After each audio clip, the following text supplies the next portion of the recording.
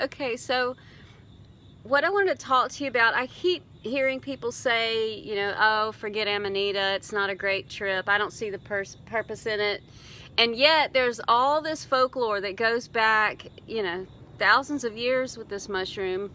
So there's obviously some validity there and something important about it. And this is my opinion about why I believe it's important for a spiritual journey, for enlightenment, for mental health, for peace of mind, for all of the things that people are using illegal substances, which, you know, that's another whole thing. But the entire spectrum of LSD, DMT, ayahuasca, magic mushrooms, you know, the psilocybin stuff, all that, and they're throwing Amanita out. And I want to give you my opinion on this. So from all of the trip reports that I've read, this is my conclusion. And there's a lot more coming up about Amanita that I want to talk to you about. So from this is my opinion and my understanding. Ayahuasca or DMT and man-made LSD, they address the celestial global questions. What is the purpose for being here? What is life? How do we fit into the paradigm of the large? And the trip reports I read, people come back talking about the largeness of things, the bigness of things, life and death. Where does it all fit? And then psilocybin and mushrooms, from what I read and hear, address interpersonal relationships, love, the connectedness of life on earth, and people report a sense of connectedness, love, empathy, groundedness. And then people ignore and toss out Amanita. And there's two camps on that. There's the people that just want to trip and have a good time. Amanita's probably gonna let you down. But I want you to pay attention to this for a spiritual journey. What Amanita muscaria addresses, and this makes sense if you believe my opinion about the role that these things play, what's missing in everything I just explained? What's missing is the relationship to the self. And fundamentally, that's where everything begins. And so it is my opinion that every spiritual journey should start with Amanita. And here's what I believe Amanita does. It is a consequence of life on earth that you're going to get damaged. And you can say, no, it's because of modern technology. It's because we've lost our connection to the old ways and the old way of doing things. And humankind is broken only in the last 100 years. But let me tell you this. You know, 1,000 years ago, life was hard.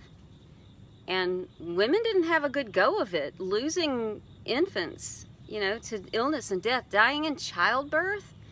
Men left with families full of children because the women have died. Illness and disease wiping people out, and plagues. Predators, running from predators. Life was hard, and that will mess you up. That kind of stuff scars you for life. There's no blame for getting damaged by life and being human. And also we're damaged because one of the hallmarks of being human is having a huge cortex and being self-aware and aware of danger. And our brain is made to log danger in that fight or flight system in our bodies. It's part of our survival and our awareness. All animals have it. The difference is we're aware of our awareness. We can philosophize about it. We can record the fear, and then not only do physical situations that are similar to it trigger the fear, but our own thoughts can mess with us and trigger the fear, and then we get caught in PTSD. And you know, some other animals get it also. it would make sense then that Mother Nature also provides the cure. There's also a phenomenon where humans deny themselves because of childhood experiences where they're told they shouldn't exist. I know that autists tend to get that message because we feel like freaks on this planet, but you can get that message from so many different directions, and so much drug addiction, or all addiction, is rooted in denial of self-worth and value and right to be here. And it's a way of not only drowning the pain, but trying to kill the self that you're in denial has a right to exist. So just living a normal life can create PTSD and stress-related syndromes. But then, you know, parts of modern society can create it, and then abusive situations.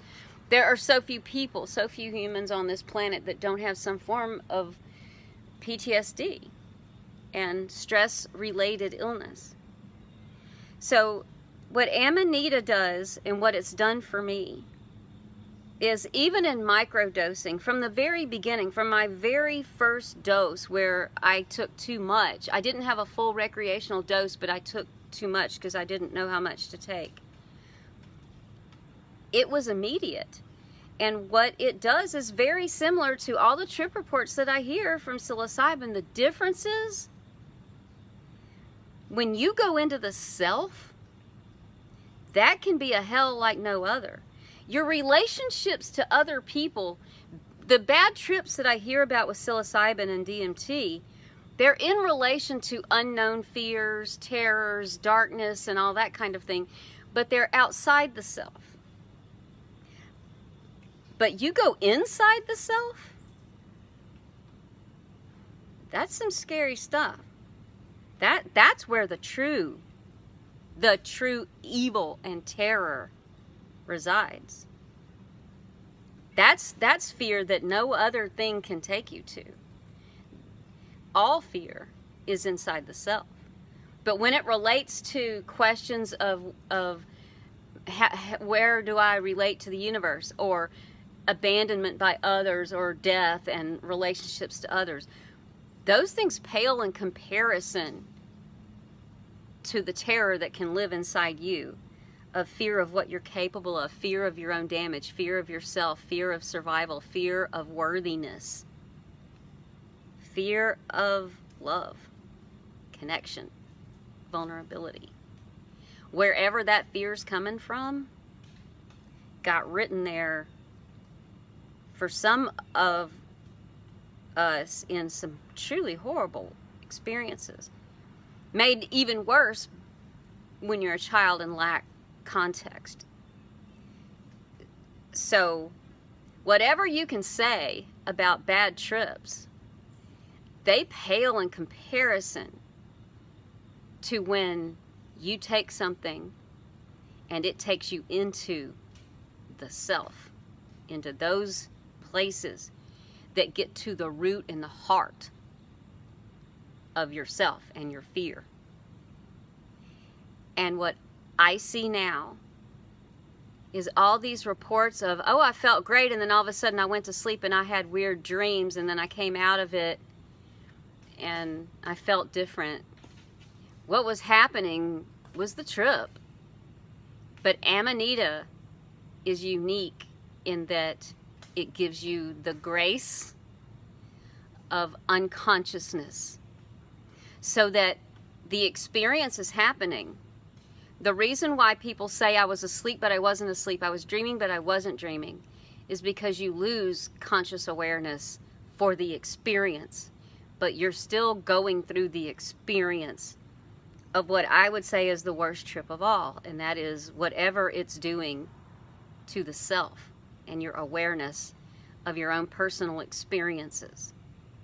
And it has the grace to put you to sleep so that you're not there to experience it. But you get the rewards of it. It's changing the brain, it's changing your awareness, it's changing your emotions and your feelings, and that's why when you wake up, you come out of it different and changed. And people are focusing on how uncomfortable it was. In extreme cases, they're paralyzed, which is what sleep does to you, but they have a little bit more conscious awareness, and they know they're aware and that they're experiencing these things, but they can't move to get up and stop it like you can with other substances. So they are calling that a hell, valueless, terrible, no fun, and then they're tossing it. And what they're failing to realize is, okay, they didn't get the grace of being unconscious for most of it. They were aware. And why does that mean that it was valueless? It may not have been fun, but did you enter into a journey of enlightenment, love, connectedness, and freedom because it was going to be fun to get there? I don't know about you, but the hell I've been through, I'll go through hell to get out of it. So, to me, Amanita is the most graceful, fundamental teacher. And the most difficult. But let me ask you this. What good is it to obtain spatial, intergalactic level awareness, fundamental connectedness, universal awareness, and lack awareness with the self? And to me, this is why people who start with those substances report, yes, I feel connected, yes, I feel this, yes, I feel that, and yet they're not finished. And yet, they still struggle. They have to keep taking it and going back.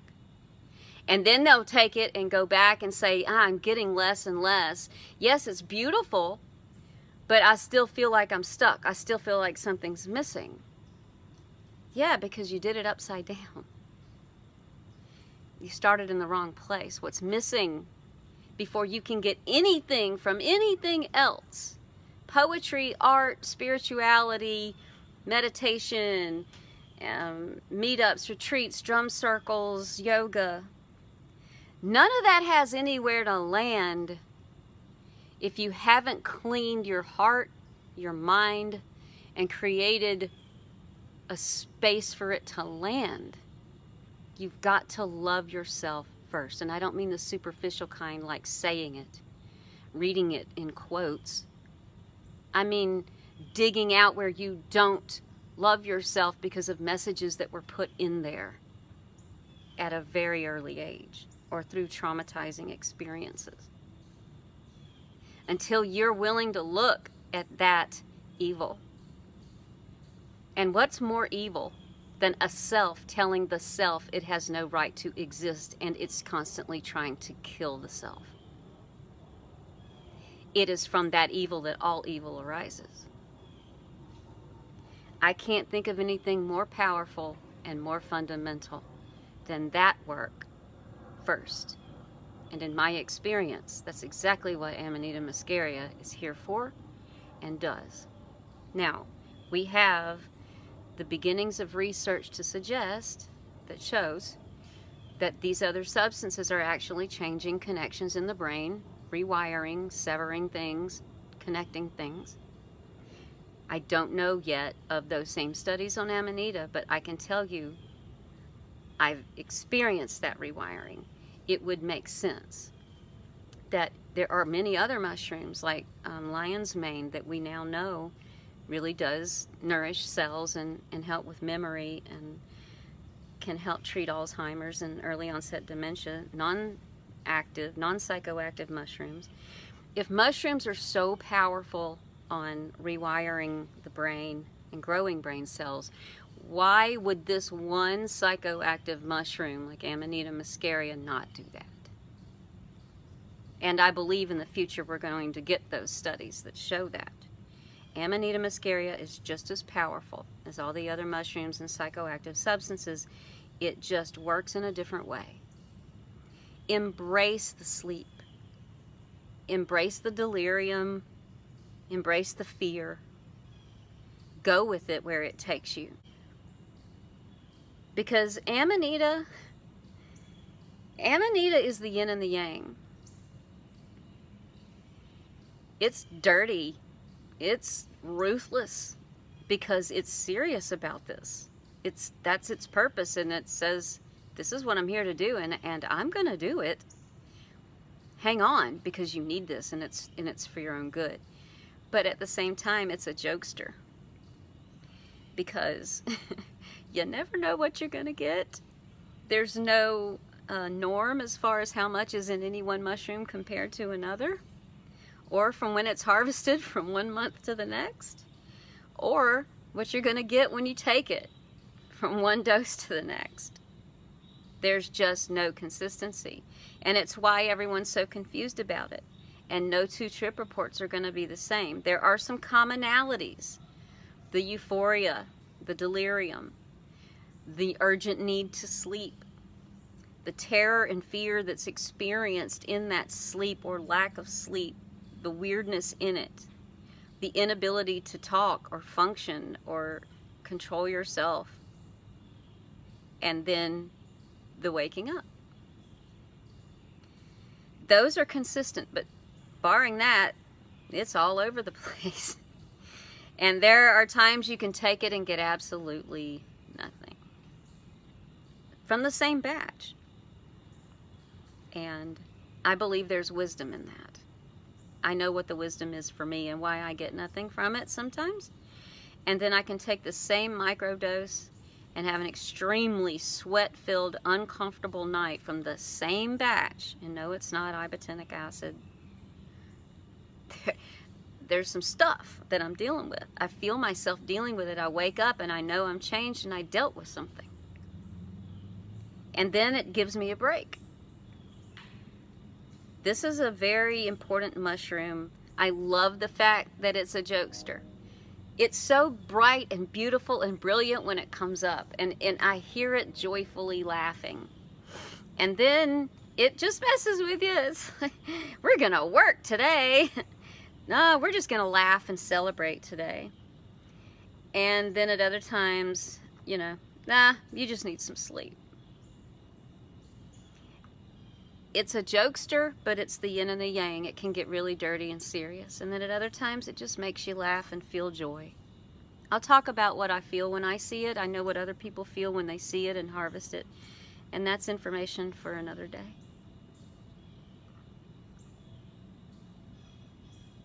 And that's all I have to say about that.